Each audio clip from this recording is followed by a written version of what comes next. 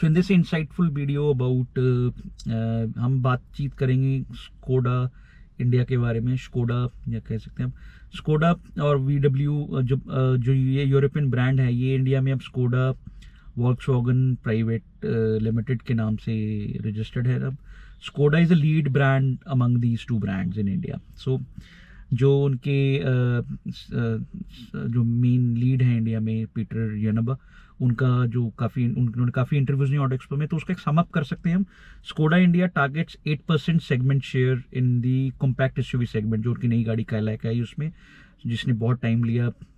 It's taken 9 months, human pregnancy के तरह ही थी वो गाड़ी। तो अब वो गाड़ी डिलीवर हो चुकी है शोरूम्स तक, शोरूम से आगे अभी जानी है।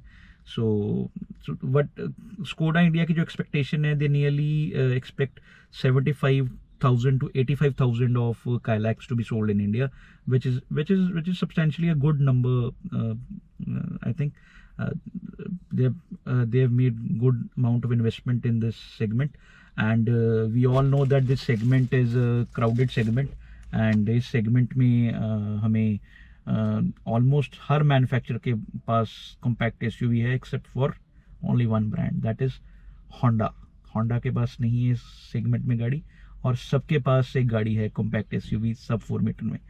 सो Skoda India eventually wants to double its overall market share. Their target is to reach about 2.5 to 3% by 2025. So that means they will require a lot of models to achieve this. Majority chunk इनका Kylaq ही पूरा करेगी, and they are expanding the dealership network to over 350 touch points by mid 2025. मेरी city में अभी कोई Skoda showroom नहीं है, and it's not a tier 3 और tier 4 city, it's Patiala, Punjab, right. So they are training around 1250 sales consultant to cater well informed customer base. And reality है कि जो स्कोडा वॉक्सवैगन का जो कस्टमर है, थोड़ा सा वो वेल इन्फॉर्म्ड ही होता है, because the kind of enthusiasts. So India is the second biggest production base outside of its home for this Czech maker. Czech maker means Skoda. So it is 2 factories we know in India, in Chak and Pune, with its mother brand Volkswagen, and its assembly plant in Shambhaji Nagar, which is where they assemble CKD and CB units, जहाँ पे ये अभी अपनी नई ऑक्टाव या superb या Kodiak को assemble करेंगे. So by September, as per Skoda, they will be launching Skoda Octavia RS, which would be in petrol, Skoda Superb, which will be in diesel. I will keep my observations reserved on Skoda Superb diesel because worldwide किस power train में आ रही है we all know. Then they will have a EV by September. कैफेक norms को comply करना है, तो उस टाइम उस बाद में चाहिए तो होगी गाड़ी. तो अभी उनका कंफर्म नहीं है कि एलरॉक आएगी, एनवाई आएगी कि एपिक आएगी. I personally feel that Skoda India को एपिक लॉन्च करनी चाहिए इंडिया में as a vehicle, electric vehicle, because it would be a perfect recipe जिसके अंदर वो काफ़ी ईवी एंथुजियास्ट को केटर कर पाएंगे. Enyaq and Elroq would be an expensive one. Epiq should be the model. It would be a compact SUV. So Skoda Kodiaq 2025 version will be assembled via CKD. It would be available by March. Petrol 7-seater में होगी, 4x4 भी होगा उसके साथ. Diesel में they have not confirm. Skoda Kodiak is not coming in diesel.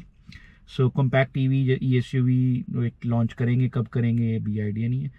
So insights हमारी इसको लेकर मैंने स्कोडा काइलैक चलाई है. It's safe car, 5/5 rating. Interiors अच्छे लगे मुझे डार्क इंटीरियर्स ज़्यादा पसंद है. It felt top notch, but not that European quality, but it's not bad to be honest. Everything fit and finished was fine. Manual मुझे ज़्यादा अच्छा लगा चलाने में.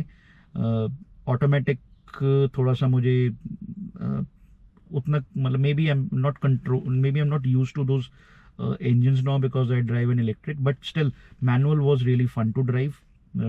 Dynamics में इससे ऊपर कोई गाड़ी नहीं है सेगमेंट में. हैंडलिंग शॉर्टकमिंग्स हैं गाड़ी में. 360 कैमरा नहीं है. जो रिवर्स कैमरा भी दिया है उसकी क्वालिटी बहुत बहुत पुअर है. मतलब it's like criminal to use that kind of camera quality in current scenario. बहुत मतलब मैं बता ही नहीं सकता आपको कि इसकी कैमरा क्वालिटी कितनी पुअर है. इंफोटेनमेंट सिस्टम उतना ही बढ़िया है. इंफोटेनमेंट सिस्टम का जो लेआउट है and everything works really very very well. Drive dynamics बहुत अच्छी है काइलैक की. पिकअप वगैरह डिसेंट है, जैसी सेगमेंट की गाड़ी है। 1.0 TSI टर्बो इंजन है जो it gets vocal at high RPMs, but it is what it is. 3-cylinder TSI थोड़ा vocal तो होगा, but yes, overall I felt that it's a decent package. जो Skoda और VW के fans हैं, I think they will go gaga over it. So let's see how it goes. Furthermore, जो भी models आएंगे CBO CKD में बहुत expensive होंगे. I don't think so that will help Skoda in sales.